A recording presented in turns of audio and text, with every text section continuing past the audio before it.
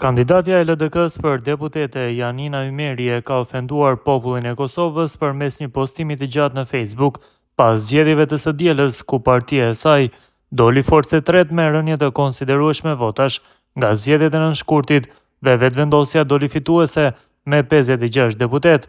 Postimi i gjatë i Janina Ymerit kundër popullit dhe qytetarëve ka nxitur reagime të shumta dhe kritika të ashpra në opinionin publik. Ymeri përmes postimit të saj në Facebook komentoi fillimisht procesin e numërimit të votave për kandidatët, duke theksuar se ende nuk ka informata shtesë për rezultatin personal. Nga sot nis edhe numërimi i votave për kandidat, ju lus të përcjellni KQZ-n për lajmet e fundit për secilin kandidat të çdo partie. As unë nuk kam lajme të tjera, shkroi ajo duke shtuar se rezultati zgjedhor nuk e përcakton përfundimisht angazhimin e saj në jetë.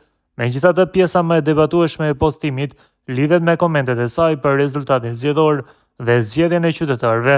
Ymeri shprehet se nuk është e befasuar nga fitoria e vetëvendosjes, duke përdorur një gjuhë që shumë kush e ka cilësuar fyese për popullin e Kosovës.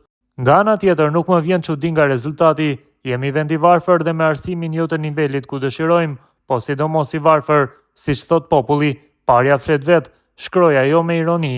Mëtej, kandidatja e LDK-s vazhdon me akuzat të drejtë për drejta, duke sugjeruar se vota është ndikuar nga përfitimet materiale. Ka fol me rrym, me Martina, ai një tender është porbindshëm se ky popull e don paren pa punu, ka fol mbrëm, thuhet në postimin e saj, deklarat kjo që ka shkaktuar indinjat të gjerë në rrjetet sociale. Ymeri gjithashtu e lidh zgjedhjen elektorale me atë që ajo e quan mentaliteti i shoqërisë në Kosovë, duke shtuar se kjo tregon edhe për mentalitetin ton, edhe elektorati ka çdo të drejtë në përzgjedhje.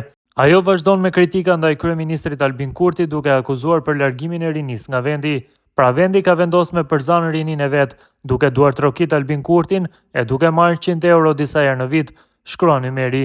Postimi përmbyllet me një thirrje reflektuese por sërish me tone të ashpra politike.